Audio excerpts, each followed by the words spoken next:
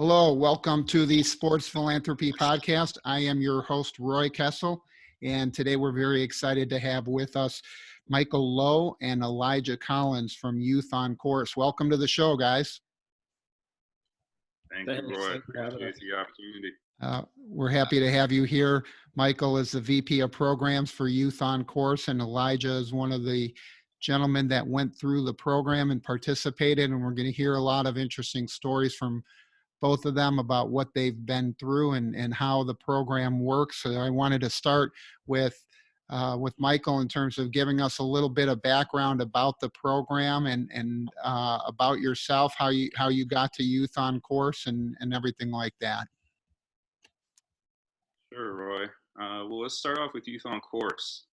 Youth on Course is a nonprofit organization based in Northern California, and it's really focused on making golf accessible for young people.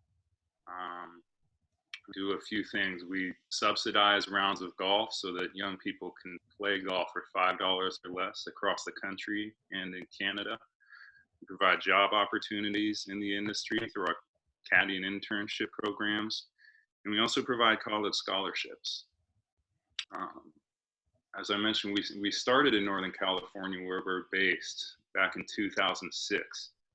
And at the time, there are a lot of youth development organizations in golf doing a great job introducing young people to the game.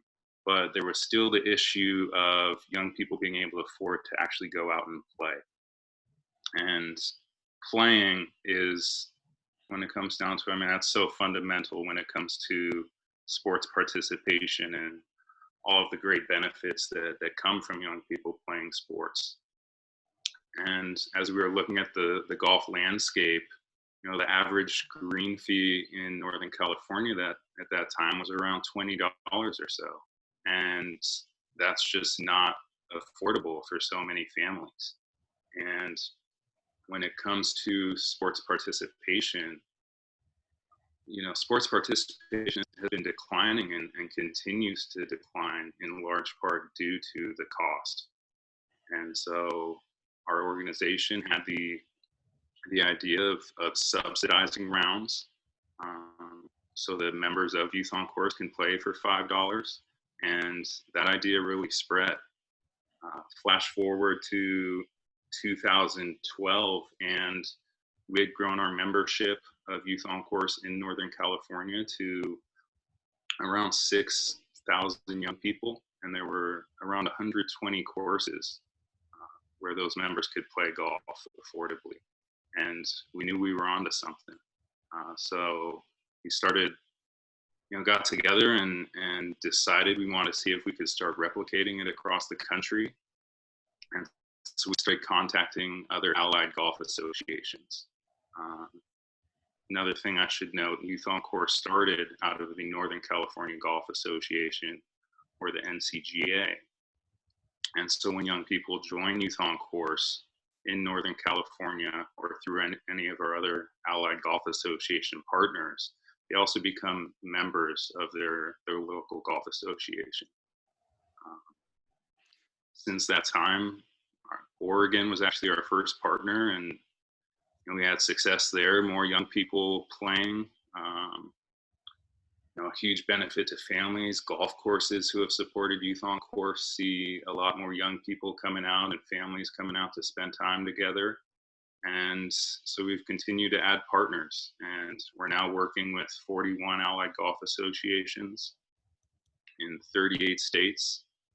Golf Canada is included in that as well. Actually, we launched Youth on Course in Alberta in 2019, and there are now more than 70,000 members of Youth on Course across the country, and over 1,300 courses where those members can play for $5 or less.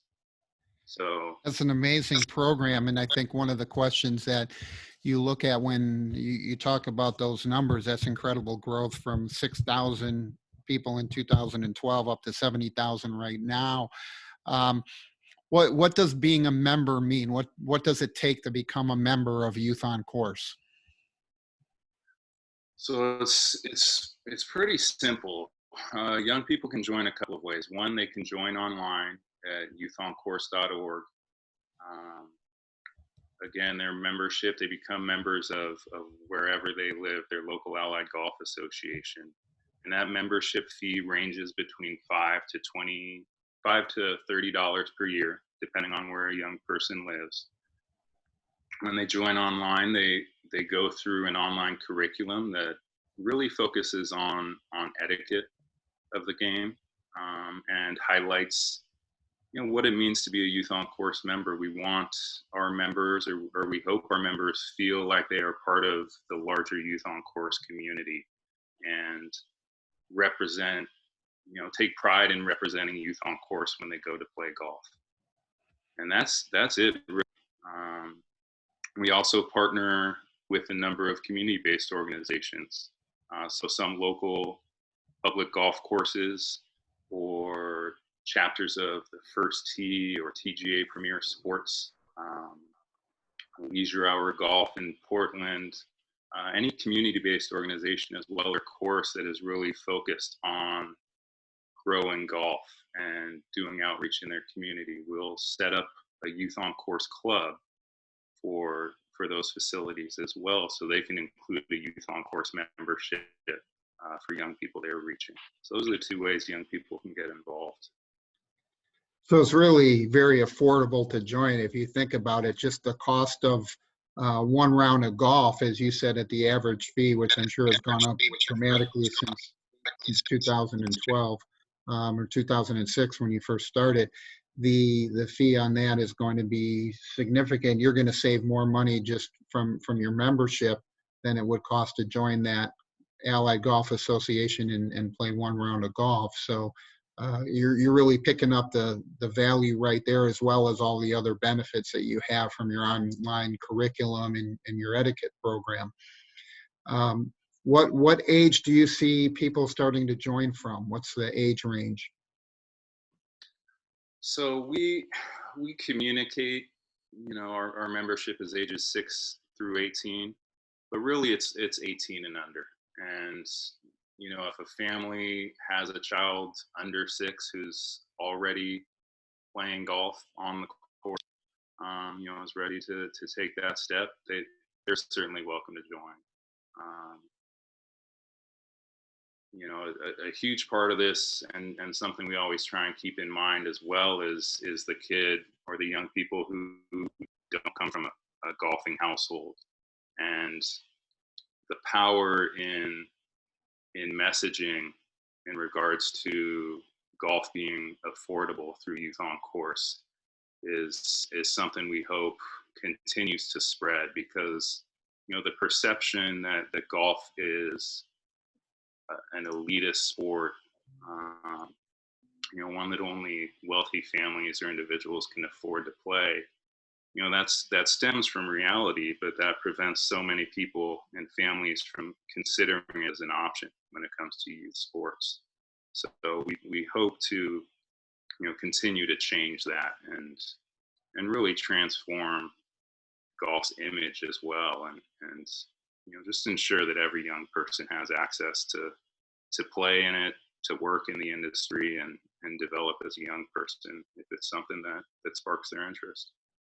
Yeah, it's interesting when you talk about the cost, because one of the big issues nationally in youth sports is the overall cost of the pay-to-play model and how expensive everything has become, from soccer to hockey to tennis, golf, every sport that's out there, in terms of how much parents are paying for their kids to participate in the course of a year. I know in the Chicago area, travel hockey programs are $8,000 to $12,000 a year, and travel soccer programs are probably $3,000, $4,000, $5,000 a year, if you're including all of the costs. And when you look at it from that perspective, golf really isn't out of line on the cost. I think the challenge is the perception of people comparing golf to maybe their park district soccer or something like that, where they pay one fee for the year and the kid has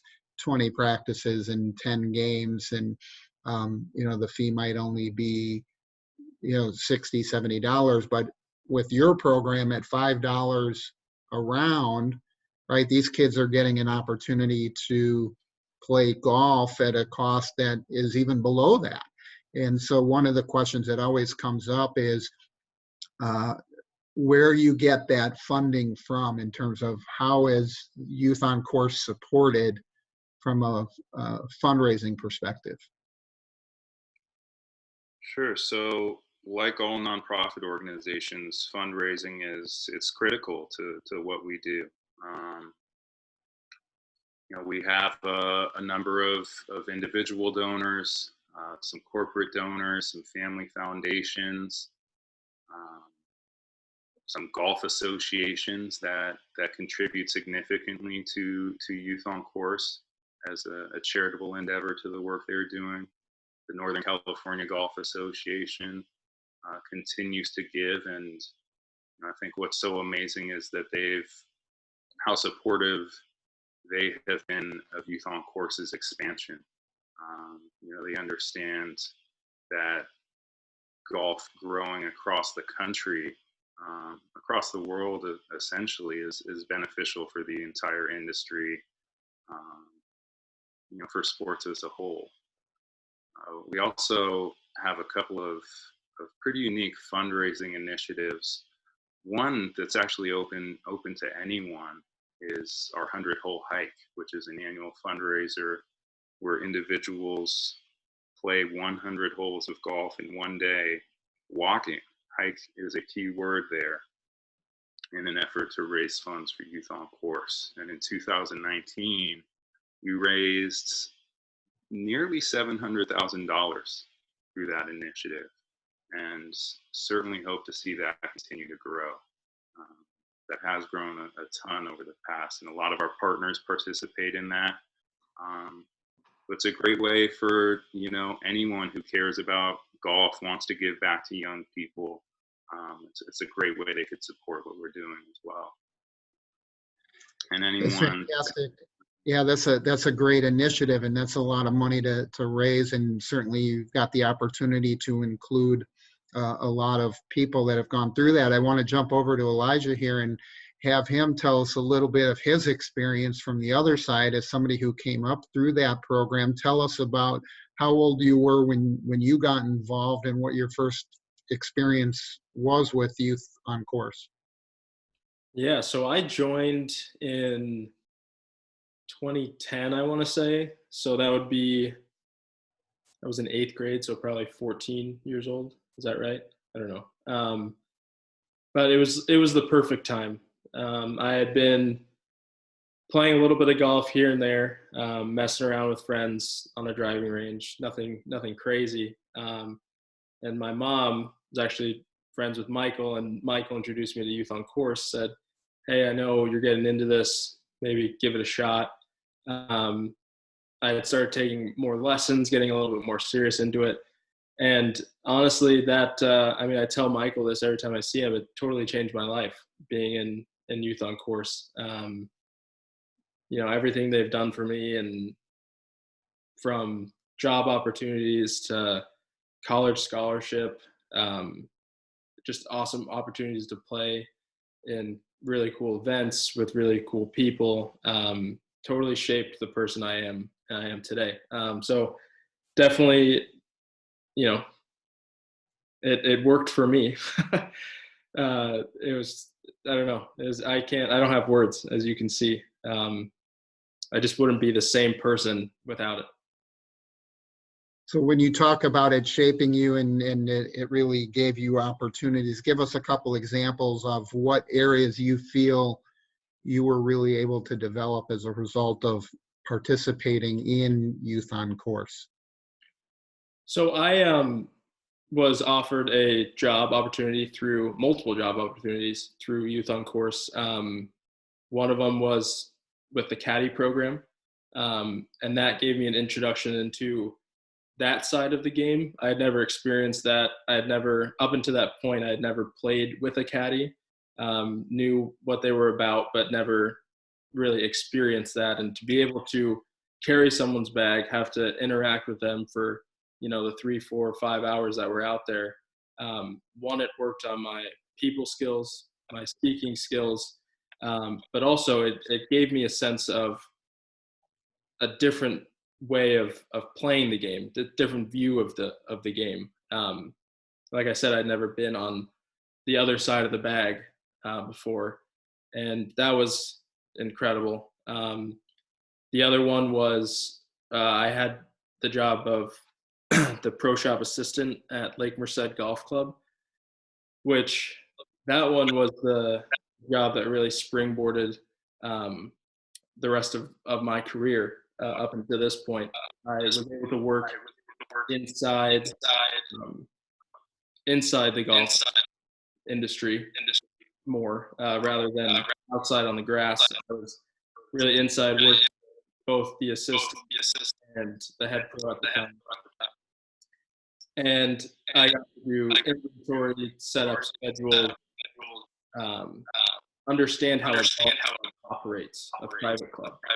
And that really pushed me to do what I've been doing, or what I have been doing, working in green grass, doing outside operations, and being the assistant golf professional at a high-end club here in Chicago. So that was the internship that really put everything in motion for me. And like I said, without Youth on Course, I would have never thought of working in a pro shop, being a pro shop assistant. That would have never crossed my mind without the opportunity, given to me. Well, that's fantastic that you had that opportunity. And Michael, I'm sure as you went through the process of going through everything that you're talking about, as Elijah described, of what he went through in the program, is there a standard course that you see the kids coming through the program follow? How many of them get involved in some of those job opportunities? So our internship and caddy programs really started ramping up around 2012. And to Elijah's point, the whole intention is, again, centers around access and introducing career opportunities that young people may not think about otherwise. And that's the long term. On top of that, it is certainly the actual experience that Elijah alluded to around the relationship development as a caddy or working at a golf facility.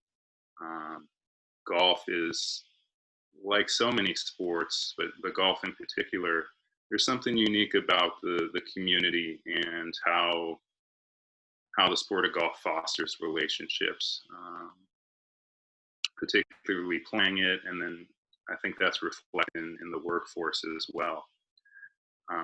We provide around 200 or so job opportunities each summer currently, between our caddy and internship programs. And the internship program in particular is actually something we are going to be continuing to expand across the country. It has run solely in Northern California up until this year, but heading into 2020, we started budgeting for providing internships across the country as well.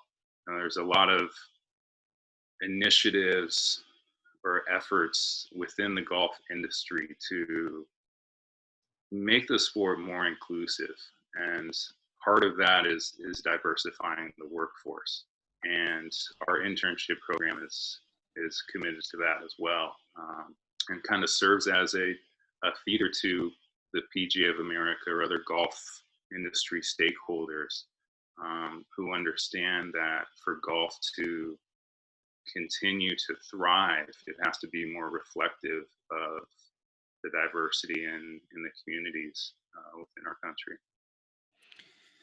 And you raise a lot of interesting points there as you go through the process of talking about how individuals get involved and how many job opportunities there are. Golf in particular is a sport, as Elijah mentioned, that really requires you to be able to interact and communicate with people on a different level. And in today's world, so many people are used to interacting just like we are online through a Zoom call or something else, and they're not really used to having those direct conversations in the same way that they used to do so. Um, Now, as you look at all of those challenges, it's interesting to evaluate and see what skills are developed differently in golf than what we used to see in the past. And that brings me back, Michael, to your side in terms of your background and where you originally got involved in this. What attracted you to Youth on Course, and tell us a little bit more about your background from a business side and education side. Sure. So I went to I grew up in Northern California in the Bay Area. Headed to San Diego State for college, and my education is in education. So I went to school to become a teacher. Started off teaching down in the San Diego area in literacy development. I worked in a very unique community there called City Heights, where at the time there were around 42 languages spoken. And my position, I worked as a reading intervention teacher. It was a collaborative effort between Price Charities, which is the family that owns Price Club, the City Heights Educational Collaborative, and San Diego State University that funded, I want to say there were about a dozen of us who worked one-on-one with students who were English language learners in elementary, middle, and high school. So it was such impactful work when it came to education there, particularly for young people who may come to this country in, say, 9th or 10th grade. And they could have been, outstanding students in whichever country they came from, but trying to then continue that education and learn English at the same time, there's huge hurdles that can come from that. So that's what this kind of initiative was focused on, was directing, resources, both financial and educational, to kind of get those students, the extra resources they needed. That ended up getting cut, unfortunately. And so I started looking at other opportunities, both within teaching, but also started looking at the nonprofit sector, because while I was teaching, I also worked for some after-school programs. I coached high school baseball and, taught a DJ class after school at the local high school. And, just developed my understanding of how important out-of-school time is as well in young people's development. So that ended up leading me to Boys and Girls Clubs of San Francisco, where I worked for about 4 years. I got to help open the Willie Mays clubhouse out in Hunters Point in San Francisco, which was an amazing opportunity. And again, an opportunity for me to, just give back. I knew from, I guess, a relatively young age that I wanted to do something where I was helping young people, just as a way to give back, for all the mentors I had growing up, from coaches to family members. And that eventually, led me to Youth on Course. Boys and Girls Clubs was a fantastic experience. There came, a time came where, again, I was looking at other options and came across Youth on Course, which was kind of in its infancy at that time. But I applied and got the job, and it's been an amazing experience. Again, just to focus first and foremost on creating opportunities for young people to thrive, and to do so on a growing scale has been exciting. Well, that's a a great path that you had. You really have that education, passion, and background all the way through from what you studied at San Diego State into your first job, and really led you down that path. And now with 70,000 members, tell us a little bit about what the organization of Youth on Course looks like. You must have quite a few people working there and a lot of volunteers involved as well. Yeah, so our staff along with the program has grown. We're up to 10 staff now. Our office is in Pebble Beach, California at Poppy Hills. So we're quite blessed to get to look out our office window at the number 9 green there. And then all of our partners are so critical to what we do as well. Again, we partner with allied golf associations across the country, so we work very closely with their staff on the implementation of Youth on Course, and on the fundraising. And so they're very critical of ours, as are golf professionals across the country. Golf associations themselves, staffs are relatively small, and are typically in one office, but they're serving entire states very often, or larger regions. And so Youth on Course members, they don't engage that much with AGA staff unless they're playing competitively. But the vast majority of Youth on Course members, they're interacting with golf professionals every time they go and play. So golf professionals are so critical and valuable to everything we're doing as well.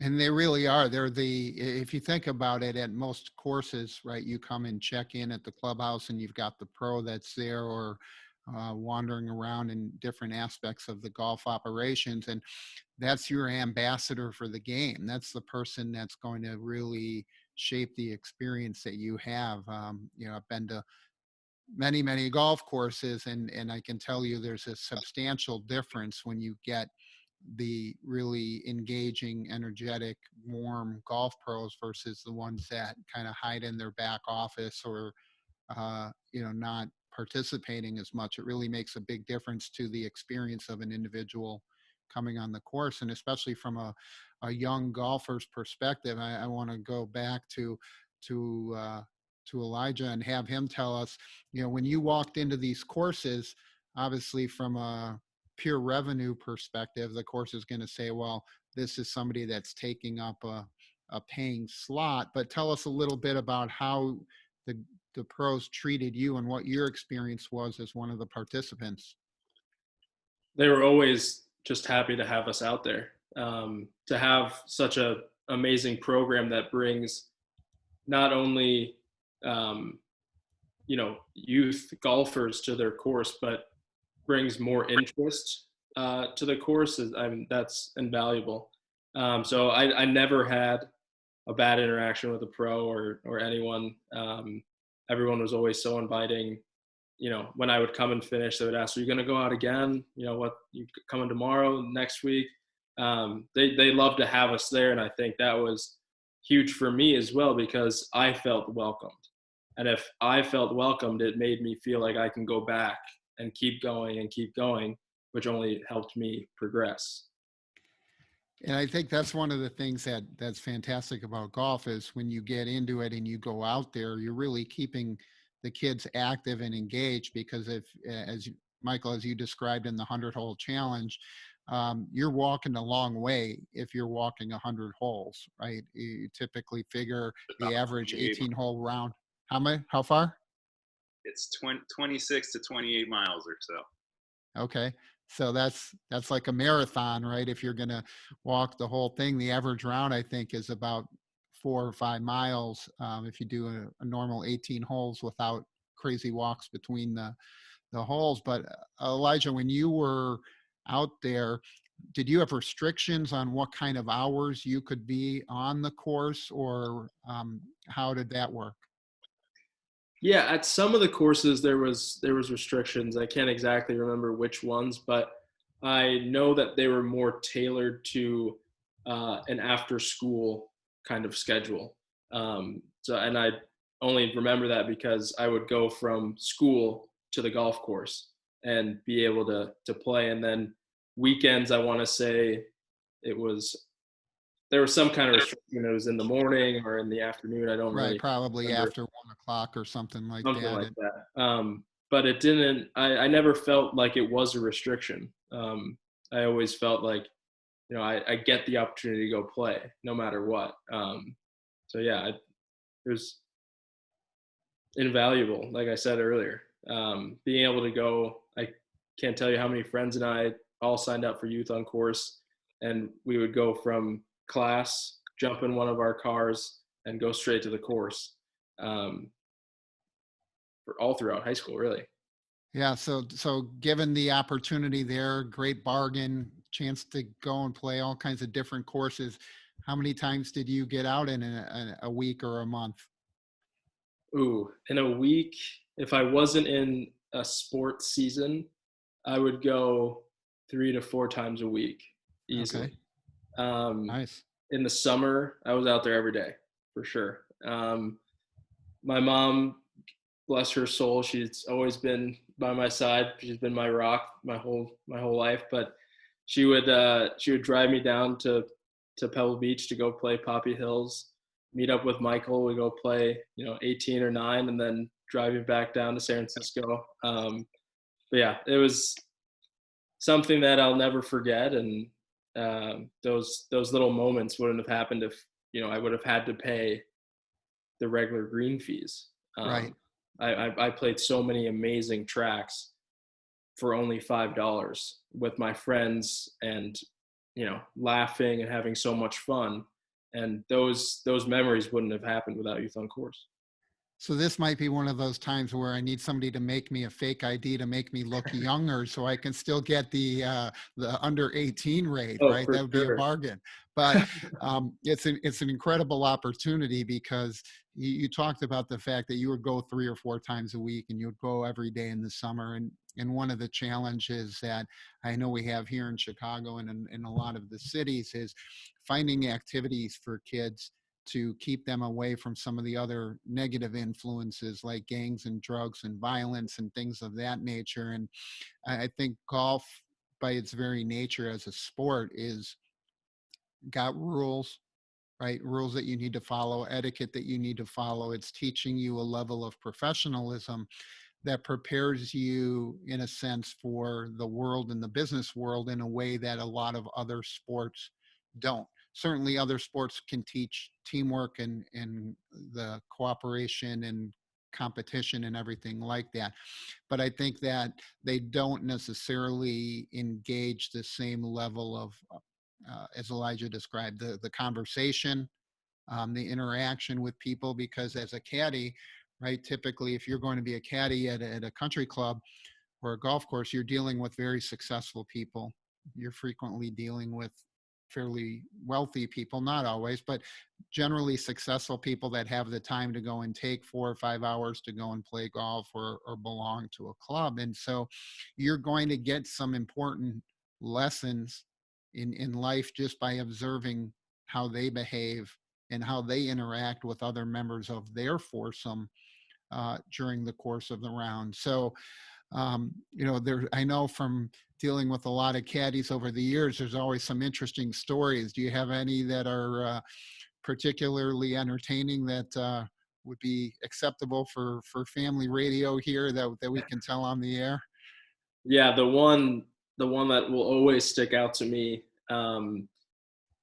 was, and Michael, you might need to help me with this, but I think it was the opening day of the renovation at Poppy Hills, and Robert Trent Jones Jr., the architect who took on the project, was making his way through the different groups, thanking the players who were playing on opening day for being there.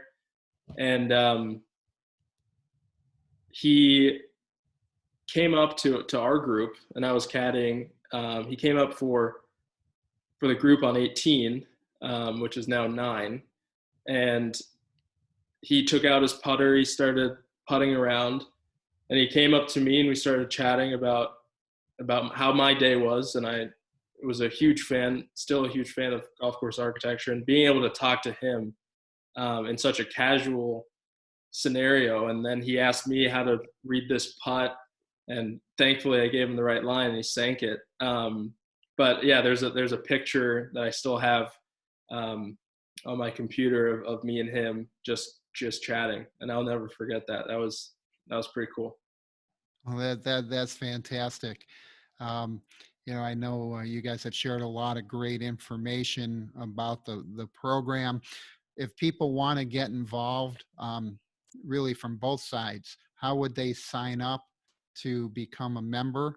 What's the best place for them to go? And if people want to support or volunteer your efforts, what would be, Michael, the best way for them to be able to participate?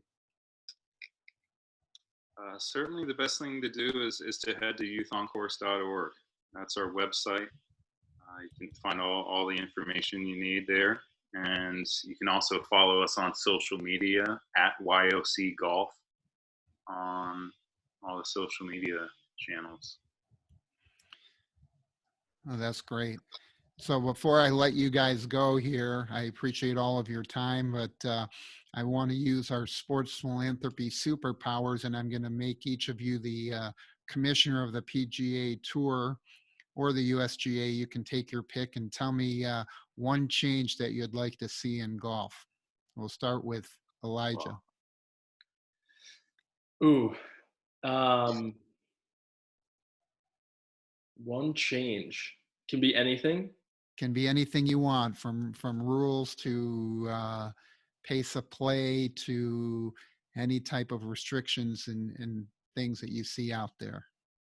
Yeah, I'm gonna go with an obvious one that I think a lot of people who play the game at any level has thought about before, but there should be a set of rules for the professionals and a set of rules for the amateurs. When you're out there and just you and your buddies, your young kids, you're playing and you hit one OB, you have to figure out, do I drop here? Do I go back to the tee? Do I do this? Do I do that? And it becomes less fun once you're trying to, argue about the ruling. It's great for a professional standpoint, play by your rule book. But when you're out there with your friends, I would suggest place a ball down, take your strokes, and move on.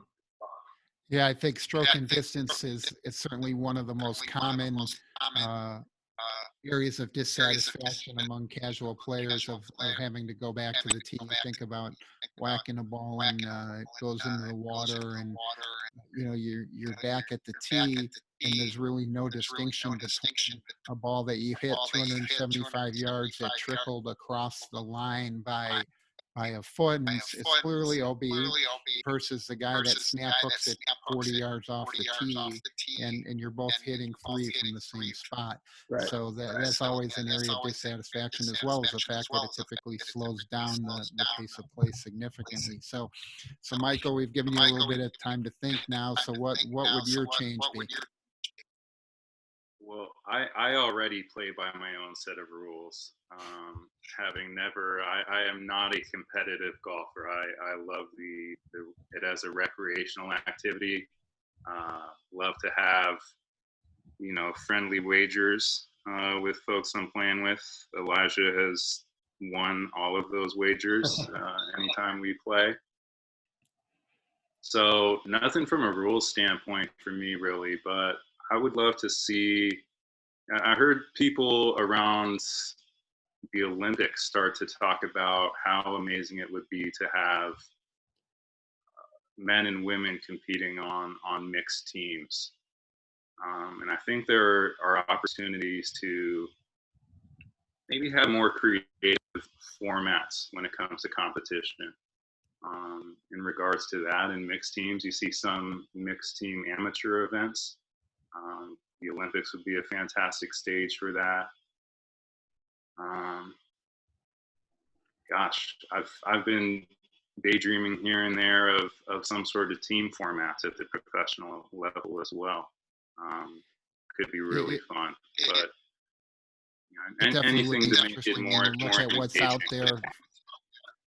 When you look at what's out there from other sports, you talk about that mixed uh, gender format. World Team Tennis has that type of format where they have men's matches, women's matches, mixed doubles matches, and you can envision some type of competition akin to the Ryder Cup or the Solheim Cup or something like that, where if you were going to really mix it up and have the competitions with the alternate shot or the four ball or the different types of formats that are out there, and I think you would get some really great TV ratings for that type of competition.